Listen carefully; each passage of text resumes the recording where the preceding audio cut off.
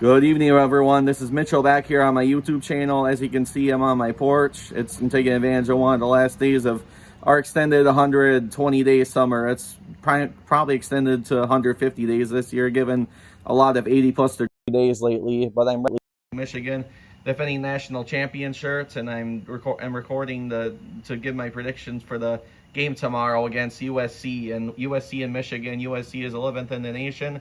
They beat LSU. They pulled out a big upset, which I got right at my local casino because I wagered on them to beat LSU. I kind of figured they would have it going, so they're gonna be heavy favorites in the big house. Now it's from 6.5 to 4.5 because of the decision because of the decision of sitting Warren and starting Alex Orji over Warren. So I'm just gonna be a little bit quiet here. So I'm going to talk a little bit less loud. But yeah, we're in week 4, 2024. I don't know where that went, but this special edition is on USC, Michigan. USC number 11 and number 18 Michigan have not faced each other in the regular season since a whopping 1958, which is really crazy, and now they're going to be rivals every single year in the conference. Both matchups were at the Big House, and there was also one in Southern California in 1956, but the others were at the Big House. 8 of 10 of the previous matchups against the respective campuses were at the Rose Bowl game, and only one of them was won by the University of Michigan, which is really insane how much USC dominates the Rose Bowl. They live really close to the stadium, and they have a lot of legacy with Michigan Wolverines for how successful they have been, the winningest program in all of college football, FBS. It just shows that USC's had their game a lot, and tomorrow's going to bring a lot to the line. 8 of 10 were won by USC, as mentioned.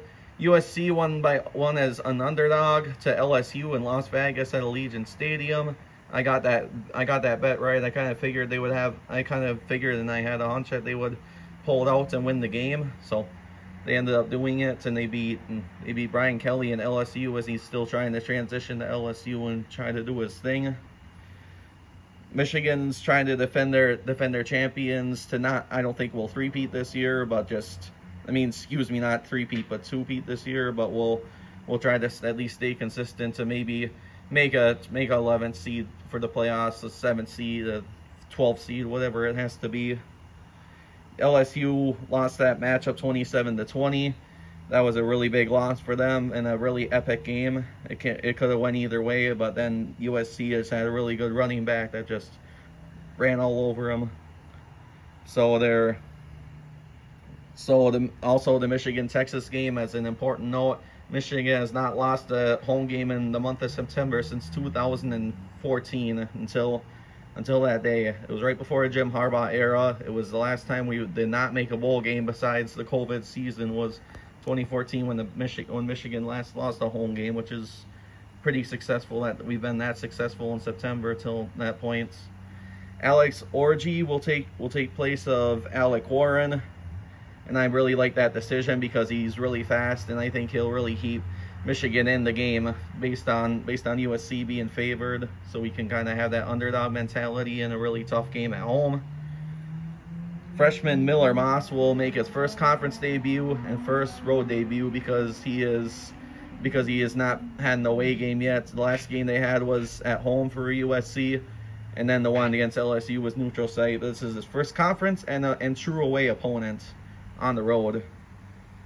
So also another special storyline. It is the Big Ten on CBS for the first time ever this year. The first time since the 90s that the SEC has not been on CBS.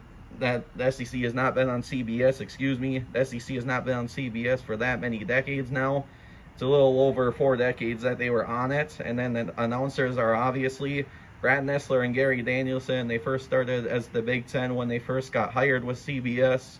Nessler returned to CBS after his contract was expired with ESPN, but now they're going to be back to the old days where they're going to call Big Ten games. They're up north full-time for Ohio State games, Oregon games, Michigan games, Wisconsin when they become powerhouse, etc., etc. They took over, and then the Big Ten championship game is also going to be televised on TBS for the 2024 championship game, and then it'll be a rotating window. So then next year the Big Ten championship will be moved back to Fox, and then NBC in 2026.